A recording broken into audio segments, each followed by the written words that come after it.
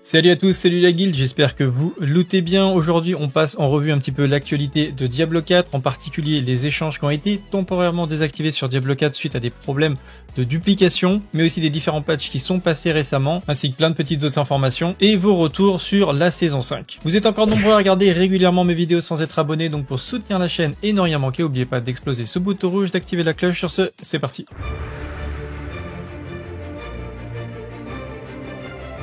Donc comme je disais il y a quelques heures, eh bien les échanges ont été complètement désactivés sur Diablo 4. C'est pas la première fois que ça arrive au cours des saisons. Ça reste quand même assez triste que le système d'échange de Diablo 4 ne soit pas assez solide en tout cas, et que régulièrement les joueurs arrivent à trouver des solutions pour pouvoir dupliquer des objets. Et l'impact peut être assez considérable puisqu'on a pu voir directement sur Diablo.trade, le site qui est le plus utilisé je pense pour faire des échanges sur Diablo 4, des Stygian Stone par stack de 2000 pour seulement 8 millions de gold, ce qui est absolument ridicule, vous le savez. Donc clairement un gros problème au niveau de l'économie, et j'espère que Blizzard pourra détecter et corriger, retirer toutes ces Stygian Stone et les objets qui ont pu être dupliqués de manière générale. En tout cas, il faut savoir que ceux qui ont potentiellement tenté de faire de la duplication peuvent voir leur compte définitivement clôturé, donc vraiment ne vous amusez pas à ça. Donc Blizzard a fait un post officiel en expliquant que ça sera bientôt disponible, donc il n'y a plus qu'à attendre. Le 13 août, on a aussi quelques bugs qui étaient assez embêtants. On va pouvoir récupérer des rune shards qui ne tombaient pas dans les donjons de cauchemar. C'est vrai qu'on en avait très peu, alors que sur la saison précédente, j'en avais eu beaucoup plus.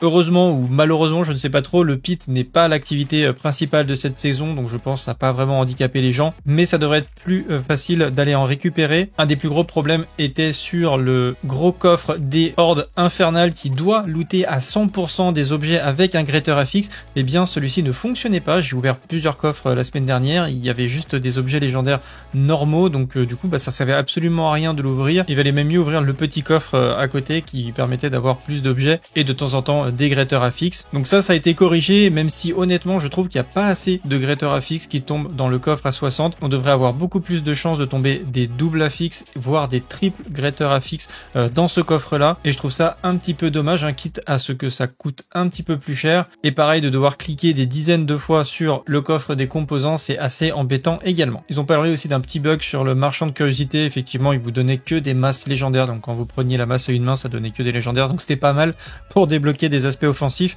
mais bon ça a été corrigé, c'était pas non plus un bug dramatique disons. Ensuite on a Rob qui nous a fait un record, une pointe en tout cas à 1366 Ethers dans les incursions, et je vous avais fait d'ailleurs sur camilabs.fr quel bonus choisir avec un classement qui marche plutôt pas trop mal, donc si jamais vous débutez sur les hordes infernales, n'hésitez pas à aller le consulter, comme ça vous aurez une petite idée des bonus à prendre en priorité. Je vous ai posté aussi également aujourd'hui mon article Top Build, donc il vous classe les 5 meilleurs builds en tout cas selon moi sur cette saison, enfin bon, de notoriété publique comme connus pour être les meilleurs builds de la saison, mais ça faisait déjà plus de 2 semaines que je les avais bien identifiés depuis le serveur test, donc c'est pour ça que tous les guides sont déjà disponibles sur ces 5 builds. Il y a plein d'autres builds qui sont assez intéressants, qui sont peut-être pas aussi méta, peut-être pas aussi S tier, mais qui sont pas loin en termes de performance, donc je vais essayer de vous les traiter dans les prochains jours pour ceux qui veulent essayer éventuellement autre chose. Enfin, de manière générale, je vous avais fait un sondage sur la saison 4, donc comment évaluez-vous la satisfaction globale concernant la saison 4 de Diablo 4. On avait eu un retour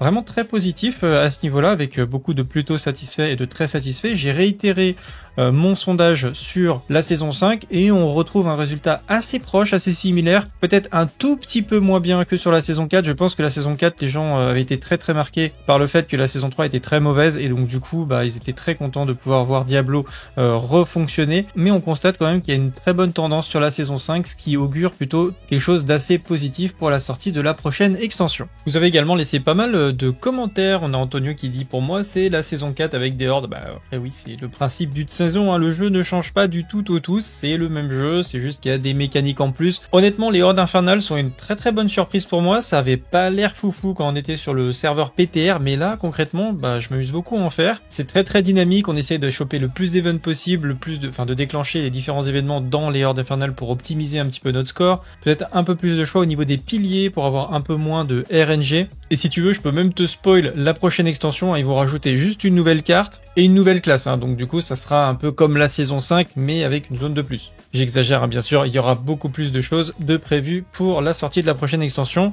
Il y a Hugo aussi qui nous dit: je travaille pas du tout, c'est assez satisfaisant comme les précédentes saisons, sauf la 1, je monte 100, je monte mes glyphes tranquillement, je cherche un peu les meilleurs objets sans avoir le rôle parfait, je termine le pass de combat et le périple et ça me suffit largement, ça me prend 2-3 semaines grand max et après je laisse le jeu de côté jusqu'à la prochaine saison. C'est effectivement comme ça que la plupart des joueurs fonctionnent, hein. Quand on regarde, enfin moi en tout cas quand je regarde les statistiques de fréquentation des vidéos sur une saison de Diablo 4, ça vit très très fort pendant 3 semaines et après on a vraiment les joueurs qui poussent le jeu au maximum, qui restent beaucoup plus longtemps sur la saison, mais la majorité des joueurs profitent de la saison sur la sortie, découvrent les nouvelles mécaniques et ensuite attendent la prochaine. On a Golshaka qui nous dit, comme toujours, les Uber sont réservés à ceux qui passent leur journée. Alors franchement, je suis pas du tout d'accord avec cette remarque. Honnêtement, je suis presque sûr, c'est que si tu viens sur notre Discord et que t'as ne serait-ce que fait juste ta réputation de saison, ce qui est assez rapide quand même à faire, comme je l'avais indiqué dans ma feuille de route, c'est-à-dire que sur la réputation de saison, t'as une étincelle, donc ça tu peux l'obtenir toi-même très très facilement. Sur le premier Uber Boss que tu vas tomber, et ça tu peux te le faire carry, mais sans aucun problème sur notre Discord, ça prend 5 minutes, et ils vont te tuer un des boss et t'auras ta deuxième étincelle. Et c'est pareil pour Uber Lilith, il y en a plein de gens qui font des runs gratuitement comme ça sur le Discord.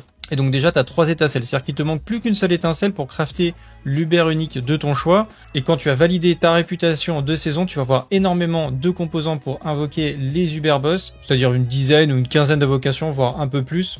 Et si tu fais des rotations avec les autres, tu auras beaucoup d'invocations. Franchement, si tu ne drops pas un seul Uber mythique pendant tous ces runs, il y a vraiment un gros problème. Enfin, moi personnellement, sur les 15 ou 20 premiers runs que j'ai pu faire uniquement avec la réputation de saison, j'avais droppé 2 Uber uniques, enfin 2 mythiques uniques, vraiment sans trop de difficultés. Donc pour moi, c'est un petit peu de la mauvaise foi. On sent que t'as tout simplement pas testé ou tu n'as pas joué au jeu, je ne sais pas. Mais c'est pas du tout le cas, en tout cas sur cette saison 5, et ça devrait continuer d'ailleurs pour la saison 6. Il y a Tum qui nous dit « J'ai lâché la saison 2 car vraiment je m'amusais pas » et j'ai bien compris. C'est vrai que c'était un peu trop court, hein, la saison 2, ça manquait de contenu. La saison 4 avait l'air déjà un peu mieux. Là, franchement, je kiffe le jeu. C'est beaucoup plus fluide dans son gameplay. Plein d'ajouts qualité offline qui font du bien. J'apprécie enfin le bash un peu plus.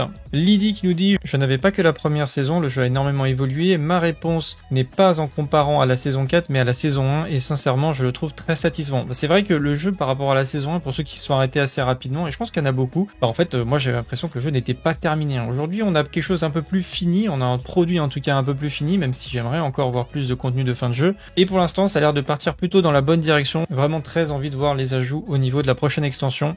On a Jornanta qui nous fait un comparatif avec Last Epoch, donc toujours moins bien que Last Epoch. Alors moi j'ai joué à Last Epoch, c'est deux jeux je trouve assez différents, avec un côté très instancié de Last Epoch que j'aime pas trop. Moi j'aime bien avoir le monde ouvert de Diablo 4, même si on a des instances bien sûr, mais là c'est que des instances quasiment dans Last Epoch. Et le jeu est beaucoup plus compliqué, beaucoup plus tryhard je trouve sur Last Epoch, même si c'est vrai qu'il y a de très bonnes mécaniques dont j'aimerais bien que Diablo 4 s'inspire, comme tout simplement le système de filtre qui est juste incroyable sur Last Epoch, hein. Même l'interface du personnage est vraiment très beau pour les statistiques et tout, donc clairement je pense que sur le fond de ta réflexion il y a beaucoup de choses que Diablo 4 pourrait prendre assez facilement de Last Epoch, mais après beaucoup moins bien. En fait c'est deux jeux qui pour moi sont quand même assez différents sur pas mal de points. Donc si tu préfères le Last Epoch, joue à Last Epoch, et pour ceux qui préfèrent Diablo 4, ils resteront sur Diablo 4 je pense. Et enfin concernant le tournoi que je vous organise sur la fosse qui se prépare sur le Discord, ça commencera le 28 août et ça finira le 14 septembre, et bien Blizzard m'a donné des Battle Pass à vous faire gagner en plus pour ce tournoi. Donc moi j'avais mis 3 cash prize, 175 et 30 euros de cartes cadeaux Amazon, et bien on va rajouter pour la 4e, 5e jusqu'à la 8e place, et bien vous aurez des Battle Pass complets à gagner. Donc merci beaucoup Blizzard, ça fait toujours plaisir. Et si vous voulez m'aider à rajouter encore plus de choses au niveau du giveaway, on a une OP qui est en cours. Vous avez toutes les informations sur le Discord pour participer avec des objectifs. Ça prend entre 10 et 20 minutes pour pouvoir faire l'OP, et ensuite vous postez vos screenshots si vous avez participé, comme ça vous pourrez tenter de gagner des giveaways. On a aussi des cartes cadeaux à gagner à Amazon, donc merci beaucoup à tous ceux qui ont participé, et ça m'aide du coup énormément à pouvoir vous proposer des tournois où j'espère des choses intéressantes. Voilà, en tout cas pour ma part c'est tout pour aujourd'hui. J'espère que cette petite news vous a plu. Si c'est le cas, likez, abonnez-vous, partagez, ça m'aide beaucoup pour le référencement. Sur ce, salut à tous, c'est le Guil, ciao bye.